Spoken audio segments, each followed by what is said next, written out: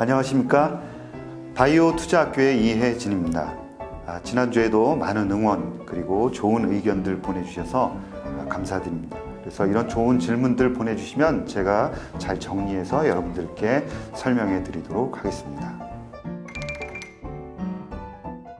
코로나19 팬데믹에서 국내 진단 기술이 상당히 인정을 받았었는데요. 이번에는 암 진단 분야에서 기술력을 인정을 받고 있습니다.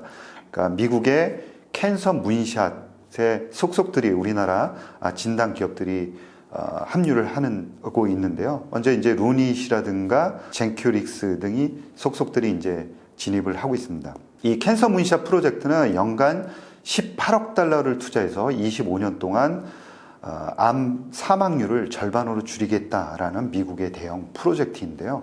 금년 6월 달에 92개 기업이 처음으로 이제 시작을 했고, 그 내용들을 보면은 암의 예방이라든가 암 조기 진단, 우리나라 기업들은 이 암 조기 진단 분야에 이제 많이 참여를 하고 있는 상황이고요. 또 항암제 개발, 그다음에 치료 시스템 최적화 등을 목표로 암 치료뿐만이 아니라 또 진단 예방 영역까지 전 영역을 아우르는 곳에 지원을 하겠다라는 그런 구상입니다. 여기에 참여를 만약에 한다 그러면은 어떤 혜택이 있느냐라는 점이 중요할 텐데요. 무엇보다도 네트워크 형성이 중요하다. 그래서 글로벌 네트워크를 형성할 수 있는 절호의 찬스다. 이렇게 이제 보고 있습니다. 바이오텍 같은 경우에는 일반적으로 학회에 참석하거나 아니면은 임상을 발표하거나 아니면 논문을 발표하면서 회사를 알릴 기회를 갖게 되는데요. 이번 프로젝트를 참가함으로 인해서 존슨앤존슨이라든가 제네텍 같은 빅파마들과 자연스럽게 이제 교류를 할 수 있게 되고요. 암 전문 기관과 협업을 하게 되면서 또 자연스럽게 자신의 존재를 또 알릴 수 있게 됩니다. 중장기적으로 글로벌 진출의 창구를 마련할 수 있는 아주 좋은 기회다라고 생각을 하고 있고요. 루닛이 가장 먼저 이제 진입했고, 프레스티지 바이오 파마, 그다음에 젠큐릭스, 큐브 바이오, 그다음에 이원 다이애그노믹스 추가로 캔서 문샷 프로젝트에 합류를 했습니다. 이 합류하는 기준은 경제적인 지원이라든가 데이터 공유, 멘토링, 임상구현, 기회, 이 네 가지 부문에서 협력 가능성을 평가해서 합류할 수 있도록 했다라고 이야기를 하고 있고요. 단기적으로 볼 때 어느 정도 이익이 될 거냐라는 점은 한마디로 말씀드리기 굉장히 어려울 것 같습니다. 그런데 이제 프로젝트 합류로 인해서 간접적으로 이 기술에 대해서 어느 정도 평가를 받았다라고 볼 수 있고, 또 네트워크 형성 측면에서 협업 가능성이 높아졌다. 그리고 향후에는 이런 투자 유치와 관련해서도 유리한 고지를 또 점할 수 있다라는 측면에서 질적인 성장 가능성을 가져올 수 있는 그런 좋은 기회다라고 생각을 합니다. 다음은 셀트리온 합병과 관련한 이야기를 드리겠습니다.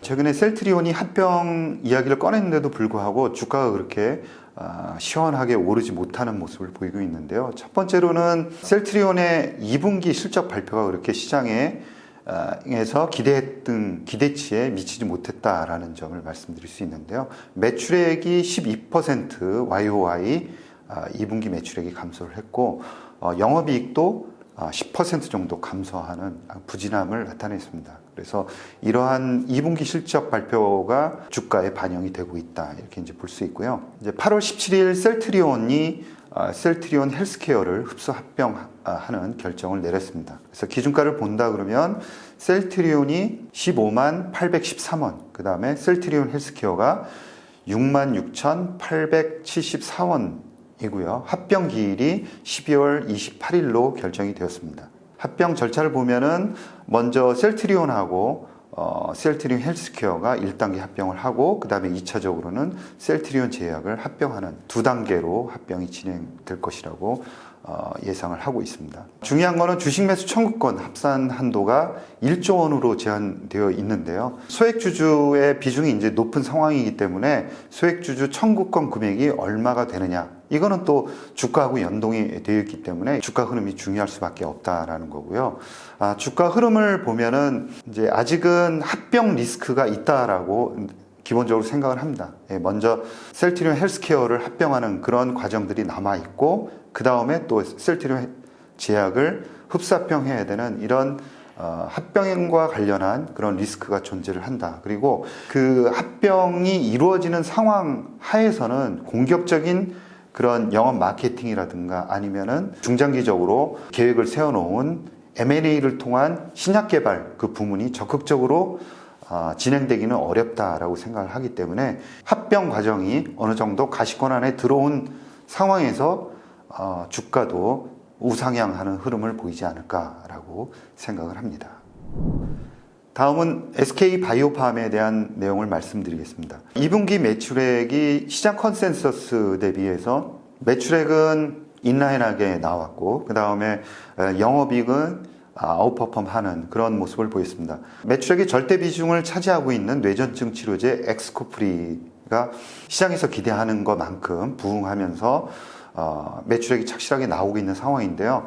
이 SK바이오팜은 직판 조직을 갖추어서 직접 이 엑스코프리를 판매를 하고 있습니다. 그리고 미국의 매출액이 절대적으로 중요한데 2분기 매출액을 보면 미국 매출액이 634억 원으로 전년 대비 57% 상승했습니다. 그리고 또 중요한 거는 분기별로 보더라도 전분기 대비 17% 상승했습니다. 올해 이제 1분기부터 엑스코프리의 치료 효과, 즉 발작 완전 소실률에 대한 시장의 그 기대치를 부응하고 있습니다. 그래서 치료 효과에 대한 높은 신뢰감이 형성이 되고 있다. 그리고 영업을 적극적으로 강화하고 있기 때문에 경쟁 제품 대비해서 높은 신규 처방 수를 보이고 있습니다. 그래서 이러한 그 신규 처방 수가 올라오면서 매출액도 올라오기 때문에 장기적으로 볼 때 높은 성장성을 지속적으로 보일 가능성이 대단히 높다라는 점이고요. 엑스코프리가 이제 블록버스터로 올라가는, 블록버스터라 그러면 한 10억 달러 정도 매출을 올리는 그런 블록버스터가 되는 것은 SK바이오팜은 2029년으로 예상을 하고 있는데 적응증 확대 등으로 볼 때 조금 더 시기를 앞당길 가능성이 있다 이렇게 보고 있고요. 최근 빅바이오텍으로 도약하기 위한 과학자문위원회를 출범을 시켰습니다. 전문가의 그런 자문을 받아서 향후에 신사업을 개발을 하겠다 이런 이제 전략을 발표했는데 신사업 확장 계획으로 꼽은 3가지 분야를 보면은 방사선 의약품, 그 다음에 표적 단백질 분해제, 그 다음에 세포 유전자 치료제 이렇게 3 분야를 선정을 했습니다. 그래서 이 3 분야를 이제 개발하기 위한 기반 기술을 적극적으로 도입을 하겠다라는 전략을 세웠고요. 여기에 과학자문위원회가 일정 부분 자문으로 도움을 줄 것으로 이렇게 생각을 하고 있습니다. 국내에 있는 이 3가지 분야와 관련된 기업들도 M&A라든가 아니면 기술 제휴 가능성이 높기 때문에 좀 관심을 갖고 지켜볼 필요가 있다라는 말씀을 꼭 드리고 싶습니다. 신한자산운용의 의료기기 소부장 ETF에 대해서 설명을 드리겠습니다. 이름은 솔 의료기기 소부장 FN인데요.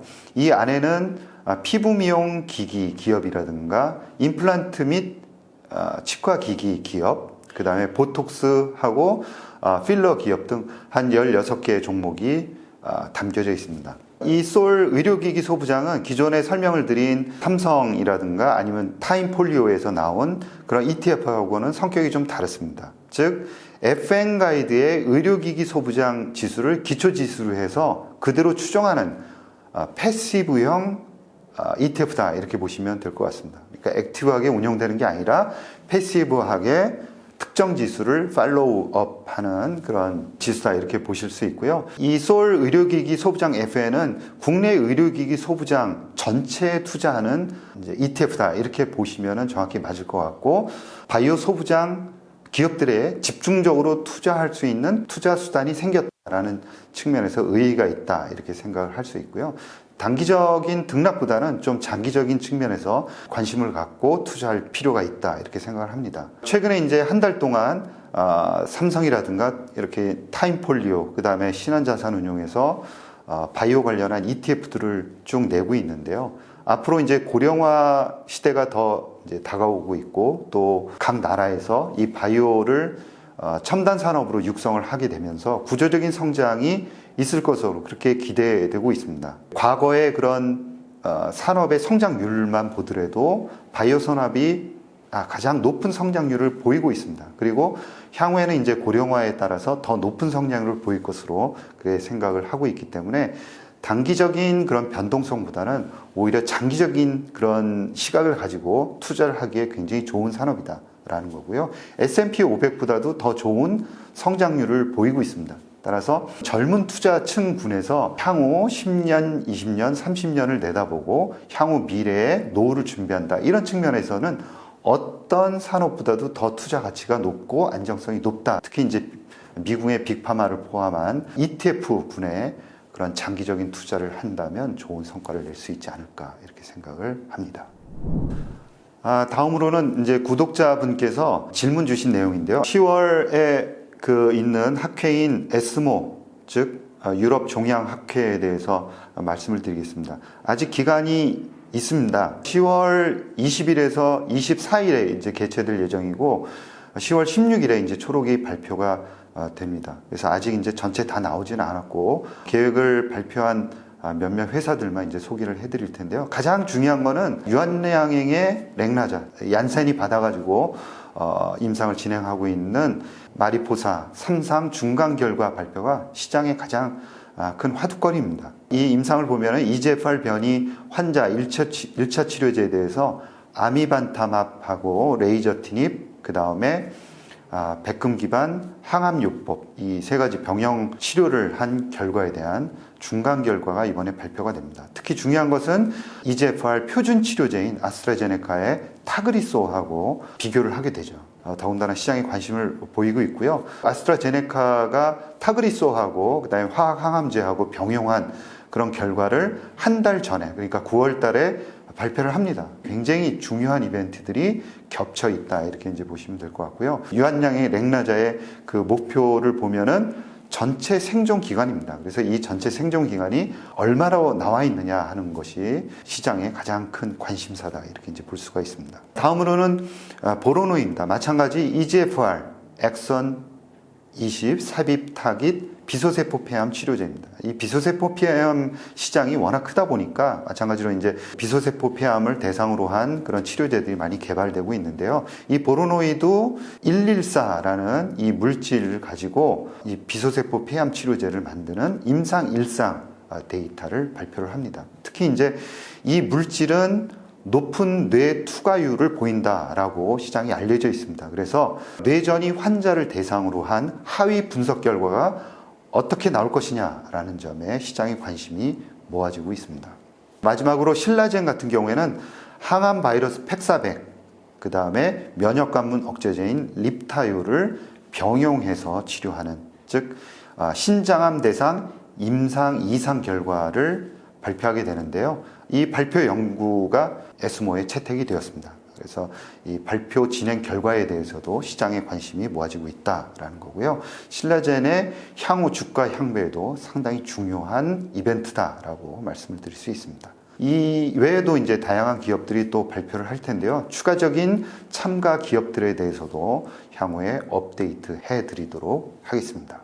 FDA 3상까지 갔는데 위탁 생산 시설의 결함으로 거절이 된 경우 어떤 문제가 있는 건가요? 라는 질문입니다. 그러니까 위탁 생산 시설이라고 하면 전문 제조 업체일 텐데 어떤 요인이 부족해서 그런 일이 벌어졌는지 굉장히 궁금하다. 굉장히 좋은 질문이고 투자한 그 투자자로서는 황당할 수밖에 없습니다. 왜냐하면 임상 개발하기도 굉장히 어렵죠. 항암제 같은 경우에는 5%에서 8% 그 사이밖에 되지 않는다는 그 어려운 관문을 뚫고 갔는데 황당하게도 생산시설에 문제가 있어서 판매하지 못한다. 이거는 굉장히 당혹스러울 수밖에 없습니다. 이 생산과 관련해서는 의약품의 제조 과정은 불순물이 절대 들어가서는 안 되는 거죠. 그리고 제품을 생산하는 그 배치별 품질이 균질해야 됩니다. 그리고 이러한 특성을 확보하기 위해서 GMP, 즉 Good Manufacturing Practice라는 우수 의약품 제조 관리 기준이라는 게 만들어져 있습니다. 이제 기준을 보면은 공장이 원료를 구입하는 것에서부터 해서 제조, 출하에 이르기까지 전 과정에 대한 관리 기준이 설정이 되어 있습니다. 그리고 이 규정은 FDA가 1963년 공표를 했고요. 그 다음에 각국에서 이 GMP를 도입을 하기 시작했습니다. 우리나라 같은 경우에도 1995년에 의무화를 했습니다. 이 GMP 중에서 가장 높은 수준으로 평가받고 있는 커런트라는 말을 하나 붙여서 커런트 GMP가 미국 FDA로부터 2022년에 도입이 됐습니다. 그래서 이 CGMP는 FDA 신약 허가를 받으면서 같이 이제 진행이 되게 되는데요. 이때 공장을 직접 방문하는 실사가 진행이 됩니다. 이제 통보를 하고 진행하는 실사뿐만이 아니라 사전에 예고 없이 실시하는 그런 실사도 진행이 되죠. 평소에 꼼꼼히 대비하지 않으면은 문제가 발생할 가능성이 있다라는 거죠. 그래서 CMO, 즉 생산만 전문적으로 담당하는 회사들도 실수할 가능성이 있다라는 말씀을 드리고 싶고요. 특히 이제 위생이라든가 공급망, 또 재료의 변경, 교차 오염, 라벨의 정확성 등이 주요 지적사항으로 거론이 되고 있다라는 말씀을 드릴 수 있습니다. 예를 두 가지 들어보겠습니다. 우리나라 같은 경우에도 한미약품이 2021년에 호중구 감소증 치료제 롤론티스 생산에서 문제가 발생했었습니다. 현지의 파트너사인 그 스펙트럼이 생산에 있어서 문제가 있었다라는 점이고요.